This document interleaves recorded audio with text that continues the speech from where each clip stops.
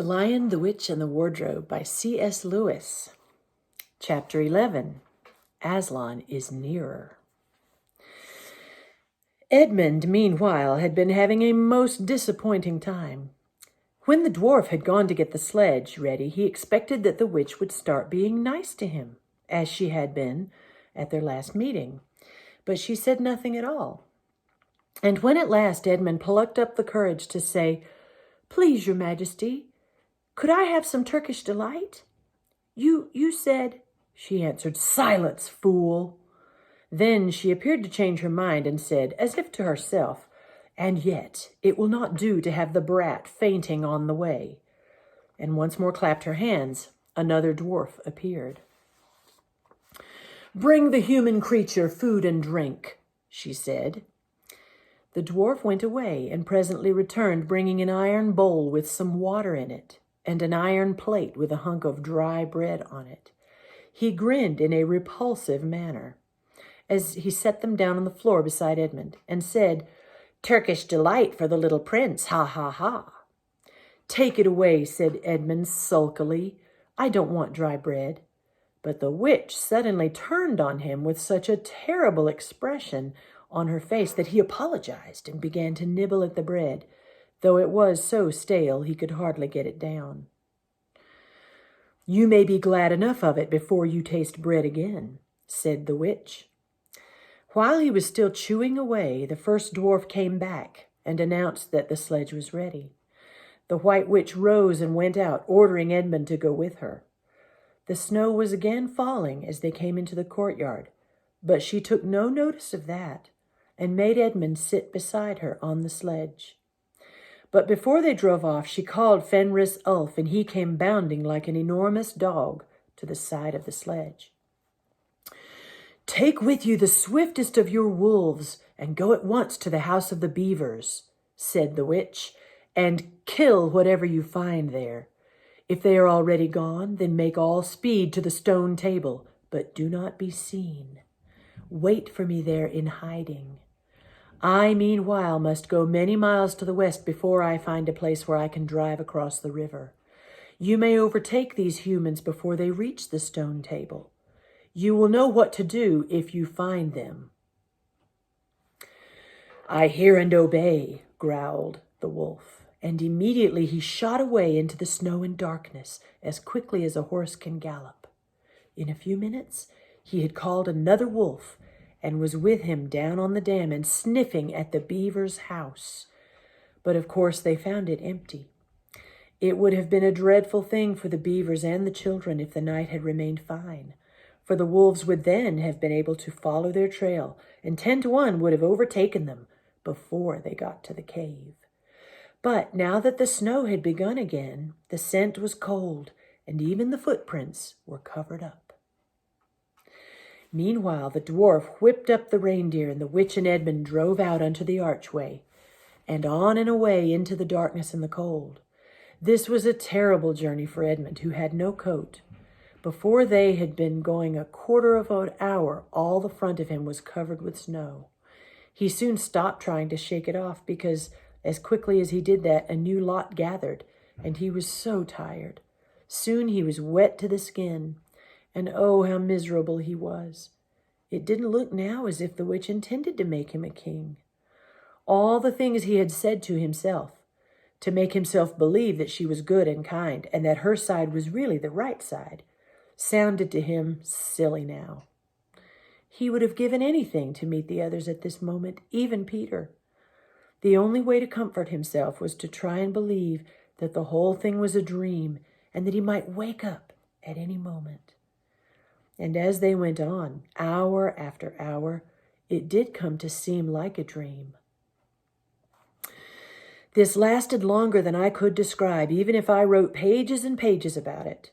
But I will skip on to the time when the snow had stopped, and the morning had come, and they were racing along in the daylight. And still they went on and on with no sound but the everlasting swish of the snow and the creaking of the reindeer's harness. And then at last the witch said, "What have we here? Stop!" And they did. How Edmund hoped she was going to say something about breakfast. But she had stopped for a quite different reason. A little way off at the foot of a tree sat a merry party, a squirrel and his wife with their children, and two satyrs and a dwarf and an old dog fox, all on stools round a table. Edmund couldn't quite see what they were eating, but it smelled lovely. And there seemed to be decorations of holly. And he wasn't at all sure he didn't see something like a plum pudding. At the moment when the sledge stopped, the fox, who was obviously the oldest person present, had just risen to its feet, holding a glass in its right paw as if it was going to say something. But when the whole party saw the sledge stopping and who was on it, all the gaiety went out of their faces. The father squirrel stopped eating with his fork halfway to his mouth, and one of the satyrs stopped with its fork actually in its mouth, and the baby squirrel squealed with terror. "What is the meaning of this?" asked the witch queen. Nobody answered. "Speak, vermin," she said again, "or do you want my dwarf to find you a tongue with his whip? What is the meaning of all this gluttony, this waste, this self-indulgence? Where did you get all these things?" "Please, your majesty," said the fox, "we were given them, and if I might make so bold as to drink your majesty's very good health." "Who gave them to you?" said the witch. "Father Christmas," stammered the fox. "What?" roared the witch, springing from the sledge and taking a few strides nearer to the terrified animals. "He has not been here. He cannot have been here. How dare you? But no. Say you have been lying, and you shall even now be forgiven." At that moment, one of the young squirrels lost its head completely. He has, it squeaked, beating its little spoon on the table. Edmund saw the witch bite her lips so that a drop of blood appeared on her white cheek. Then she raised her wand. "Oh, don't, please don't," shouted Edmund. But even while he was shouting, she had waved her wand, and instantly, where the merry party had been, there were only statues of creatures.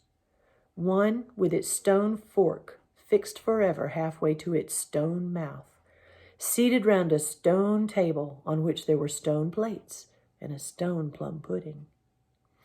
"As for you," said the witch, giving Edmund a stunning blow on the face as she remounted the sledge, "let that teach you to ask favor for spies and traitors. Drive on." And Edmund, for the first time in this story, felt sorry for someone besides himself.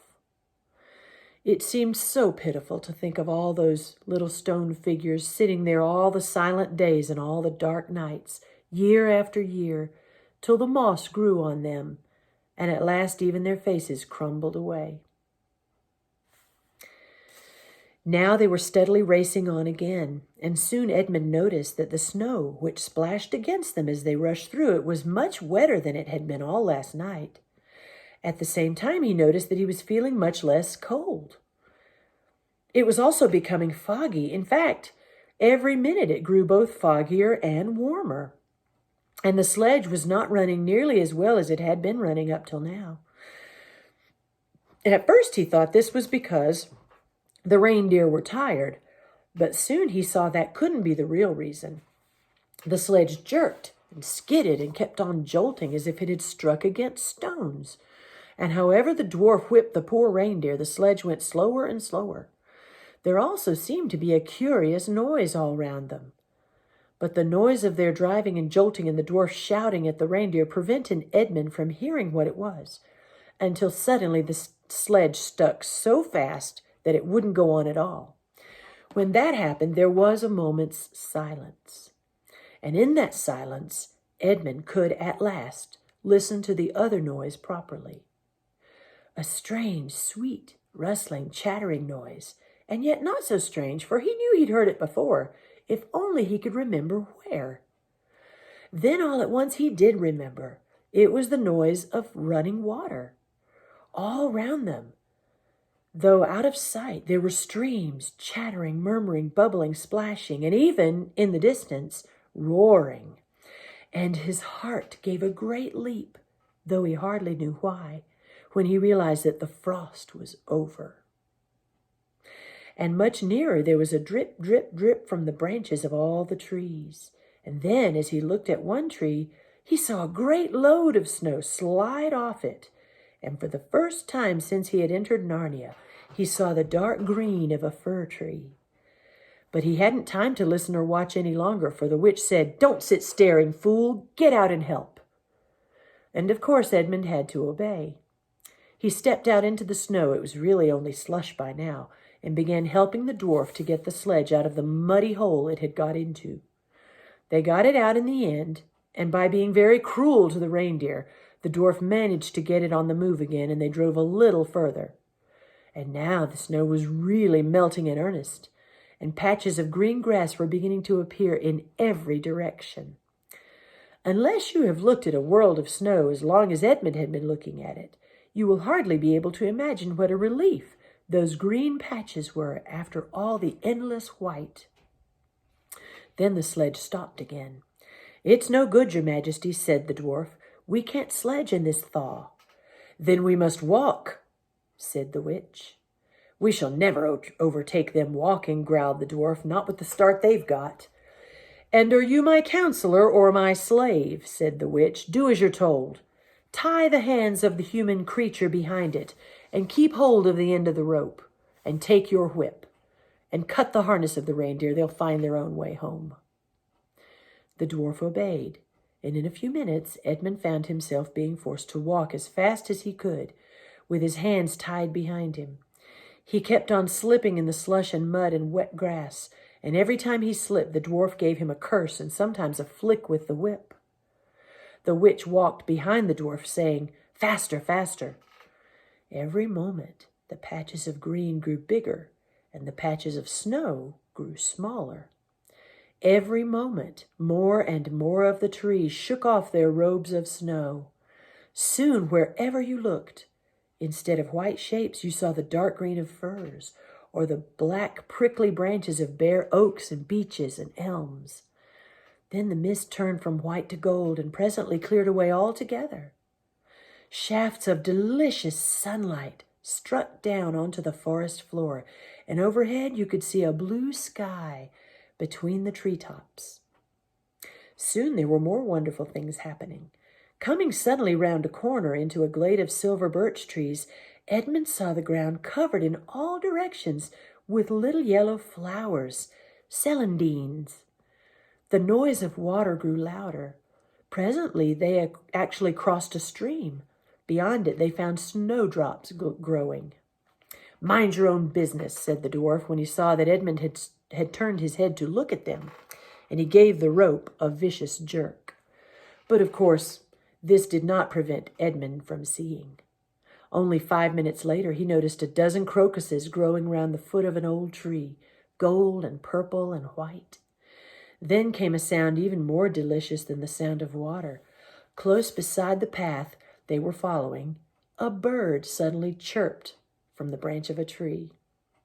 It was answered by the chuckle of another bird a little further off, and then, as if that had been a signal, there was chattering and chirping in every direction, and then a moment of full song, and within 5 minutes the whole wood was ringing with birds' music. And wherever Edmund's eyes turned, he saw birds alighting on branches, or sailing overhead, or having their little quarrels. "Faster, faster," said the witch. There was no trace of the fog now. The sky became bluer and bluer, and now there were white clouds hurrying across it from time to time. In the wide glades there were primroses. A light breeze sprang up, which scattered drops of moisture from the swaying branches and carried cool, delicious scents against the faces of the travelers. The trees began to come fully alive. The larches and birches were covered with green, the laburnums with gold. Soon the beech trees had put forth their delicate, transparent leaves. As the travelers walked under them, the light also became green. A bee buzzed across their path. "This is no thaw," said the dwarf, suddenly stopping. "This is spring. What are we to do? Your winter has been destroyed, I tell you. This is Aslan's doing." "If either of you mention that name again," said the witch, "he shall instantly be killed."